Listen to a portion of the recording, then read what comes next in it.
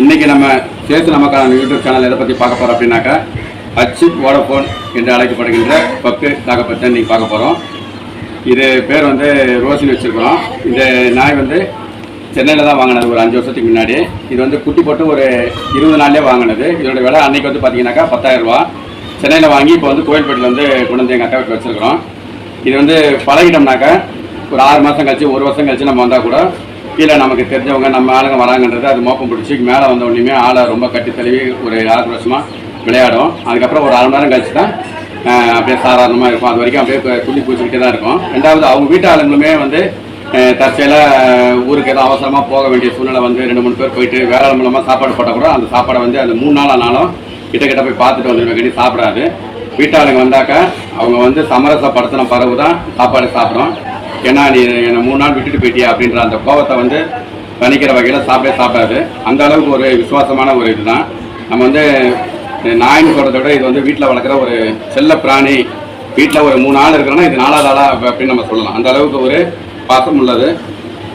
இப்போ பார்த்தீங்கன்னா தெரிஞ்சு பாருங்கள். நம்ம வந்து இப்போ நான் வந்து 1 மணி நேரம் ஆச்சு. ஃபர்ஸ்ட்லாம் அப்படியே சுற்றிக்கிட்டே தான் இருந்தது. அதுக்கப்புறம் பார்த்தீங்கன்னா இப்போ மேலே உட்காந்துட்டு அது பாட்டுக்கு தூங்க கூட ஆரம்பிச்சிச்சு கொஞ்ச நேரத்துக்கு முன்னாடி. அந்த அளவுக்கு ஒரு பாசமாக இருக்குது. எல்லாத்துக்குமே ரொம்ப பாசமாக இருக்கும். இப்போ ரெண்டாவது வந்து சின்ன குழந்தைங்க இருக்குன்னு சொல்லிட்டு வீட்டுக்குள்ளே வராது அப்படின்னு சொல்லி நம்ம சத்தம் போடுவோம். அப்படி சத்தம் போடுறான்னு புரிஞ்சுக்கிட்டு அந்த வாசல்லே வந்து வெளியே உட்காந்துக்கிடும் எட்டி பார்த்துக்கிட்டு.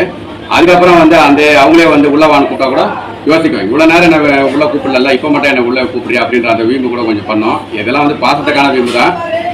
ஆனால் வந்து நம்ம கிட்ட வந்து நல்லா அன்பாக பழகணும்னாக்கா பழையபடி அது நல்ல ஒரு இதுவாக சேர்ந்துக்கணும்.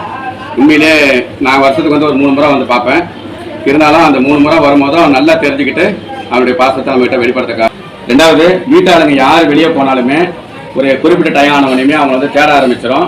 அதேமாரி அவங்க கீழே கேட்டில் வந்துட்டாங்கனாக்கா இங்கே வந்து மேலே வந்து இங்கே வீட்டு உள்ளாளுங்க வந்து இந்த கேட்டான் வந்து கூப்பிடும். இப்போ நம்ம வீட்டாளுங்க வந்திருக்கிறாங்க வாங்க அப்படின்ற மாதிரி ஒரு இன்ஃபர்மேஷன் கொடுக்கும். அதேமாதிரி வந்த உடனே பின்னாடியே ஓடி போயிட்டு அவங்கள வந்து ஒரு குசி பத்துற மாதிரி காலை கையை பிடிக்கும். யார் வெளியே போனாலுமே வந்து அந்த அளவுக்கு ஒரு தேடல் இருக்கும். இதுக்கிட்ட இத்தனை மணி ஆச்சு இன்னும் அவங்க வரலையே அப்படின்ற அந்த ஒரு தேடல் இருக்கும்.